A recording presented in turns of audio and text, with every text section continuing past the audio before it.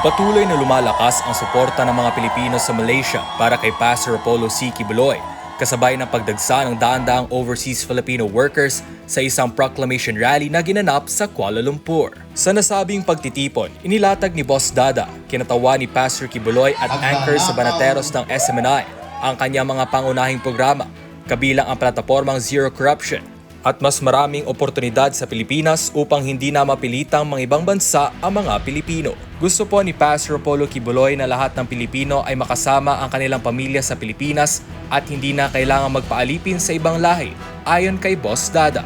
Ayon sa mga dumalo sa rally, nais silang magkaroon ng isang tunay na leader na tutuldukan ang katiwalian at ipaglalaban ang mga kapakanan ng mga OFW. Sa isinagawang survey sa Malaysia, lumitaw ang pangalan ni Pastor Apollo C. Kibuloy bilang isang matapang na kandidato laban sa katiwalian. Para sa akin, yung hindi ko iboboto of course yung may corruption. Dahil number 1, nakikita naman natin sa Pilipinas kung ano ang nangyayari ngayon. Ayon kay Rosita Belen, isang OFW sa Malaysia. Samantala, sinabi ni Angelita Manzano, isang OFW sa Malaysia sa loob ng 12 taon. Yung more on salita lang, yung wala pa akong nakikitang nagawa niya. Katulad ko na isang OFW, parang wala eh. Kung magkakaroon tayo ng isang senador na nagsasabi ng zero corruption, siya lang ang nakikita ko sa tumatakbo ngayon kay Pastor Apollo Kibuloy, ayon pa kay Rosita Belen.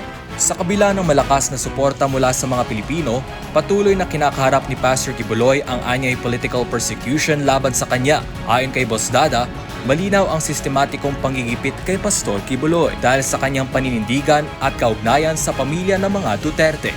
Alam naman natin kung ano ang ginawa kay Pastor Apollo Kibuloy. Sa kadahilanan lang na siya ay kaibigan ng mga Duterte, nakita natin ang political persecution sa kanya, ayon kay Boss Dada. Dagdag pa niya, pinutol ang prangkisa ng SMNI, pina-freeze ang mga assets ni Pastor Kibuloy at kinubkob ang Kingdom of Jesus Christ sa loob ng 16 na araw. Isang malinaw na indikasyon ng panggigipit kay Pastor Kibuloy.